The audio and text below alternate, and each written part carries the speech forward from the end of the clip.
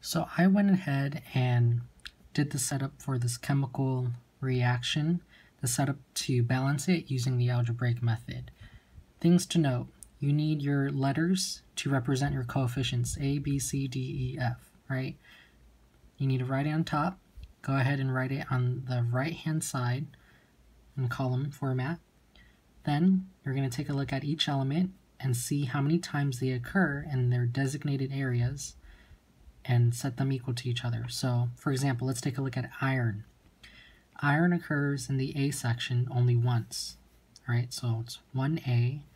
Then look at the product side. How many times does iron appear? Iron appears 2 times in the D section.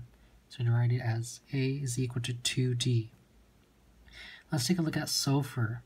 Sulfur occurs once in the A section, and occurs once in the B section on the reactant side. Now let's take a look at the product side. Sulfur only appears here in the D section 3 times, so we'd write it as 3D, right? Let's do oxygen. Oxygen occurs 4 times in the A section, 4A, 4 times in the B section, plus 4B, 3 times in the C section, plus 3C, and then let's take a look here. It occurs 12 times in D, 1 time in E, and 1 time in F. So likewise, you do that for hydrogen, then nitrogen. Right? So this is our setup. This is what we call a system of equations, right? So first thing we want to do is assign a value. Now when you assign a value, you're essentially just stating a number. You're declaring a value for a variable. So in this case, let's assign a value of 1 to D. What does that mean? Let's set D equal to 1. Assign a value. So this is my statement. Statement declare D equal to 1. So essentially I'm just saying make D equal 1. So that's 1. D is equal to 1. If D is equal to 1, what is A equal to? Well, let's take a look. A is equal to 2D. A is equal to 2 times D. What's the value of D? What do we say the value was D was? We declared it to be 1. So A is equal to 2 times 1. Perfect. So we got A is equal to 2. Alright. Now what do we do next? Let's take a look at other variables. So what do I mean? Let's take a look at this equation right here. What do we know? We know we have A and we know we have D. We're trying to find other variables, the values to these variables, right? So let's take a look at sulfur. Sulfur has A, B, and D. We know A, we know D, find B. Perfect. Let's do that. So A plus B, move this up. A plus B is equal to 3D. I'm going slow here because I want to make sure you guys understand. So A is equal to 2, right? Plug that in. B, we don't know B, that's what we're trying to find. 3D, we know D is 1, so 3 times 1. So B is equal to 3 minus 2, which means B is equal to 1. Ta-da! We found the next variable. Now here comes the tricky part. Let's take a look at our other equations, right? This equation's like, oh, we know A, good. We know B, we know the value of B. We don't know the value of C, we know the value of D. We don't know the value of E, we don't know the value of F. Now we're stuck. Essentially, we're like stuck right here. So what do? We essentially need to simplify this equation, get rid of some variables, and from there we make another system. So what does that mean? Let's actually write it down first. So let's go ahead and take down O, H, and N, because those are what we need to work with to find the values of C, E, and F. Right? So let's take a look at O, H, N. Okay, let's see if I can fit this all in. Alright, okay, I think I can. What do we say O was? O is 4A, but we know the value of A, so let's plug it in. 4 times 2 plus 4b. What's the value of b? We said it was 1. Plus 3c. Do we know the value of c? No, we don't. So we just leave it as c. Is equal to what? 12d. What's the value of d? Just 1. So 12 times 1 plus e plus f, because we don't know those values, right? What about hydrogen? Look at hydrogen. Hydrogen has 2b plus c is equal to 2f. We know b, we don't know c, and we don't know f. So 2 times 1, because b is equal to 1, plus c is equal to 2f. Hopefully I'm making sense here. I'm essentially just getting rid of the variables I know and putting in their values, right? Let's take a look at nitrogen. C is equal to E. C and E, I don't know, so I'll just leave it. C is equal to E. Okay, what's our new equations now? So for oxygen, it's 8 plus 4 plus 3C is equal to 12 plus E plus F. That becomes 12 plus 3C is equal to 12 plus E plus F. Subtract 12 both sides, you can get rid of them. You get 3C is equal to E plus F. So that's your first equation, first simplified equation. Let's take a look at a hydrogen. Hydrogen is what? 2 plus C is equal to 2F. I'm essentially simplifying here. That's your second equation for the system. Let's take a look at nitrogen. Nitrogen's really easy. It's just C is equal to E. That's your third one. Ta-da! Perfect.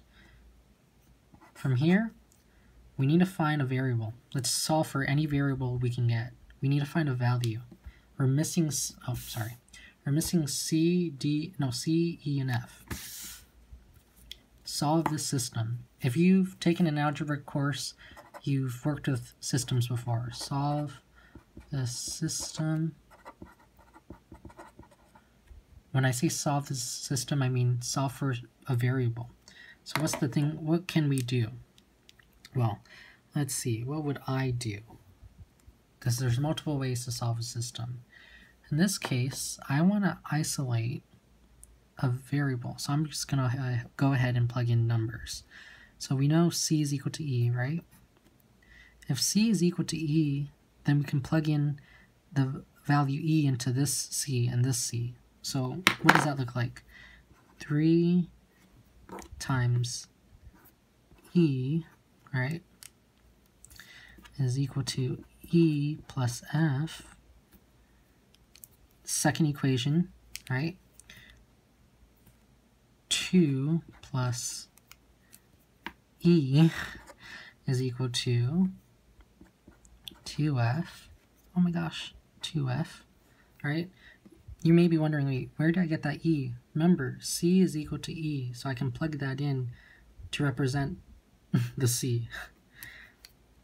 So then you get 3E is equal to E plus F is 2, and then you get 2 plus E is equal to 2F. What can we do? Let's isolate that F. 2E, subtract E both sides, you get 2E equals F. You get 2 plus E is equal to 2F. And you're like, oh shoot, awesome. I know what F is, I can plug that in.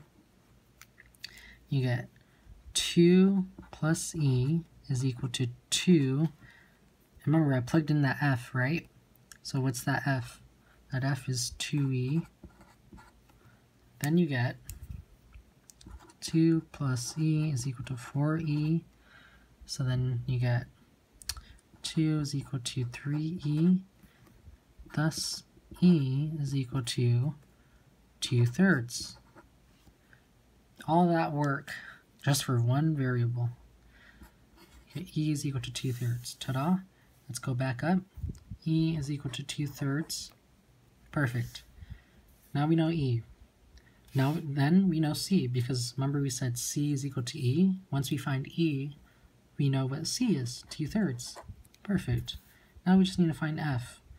What equation can give us F? Well, this equation can give us F.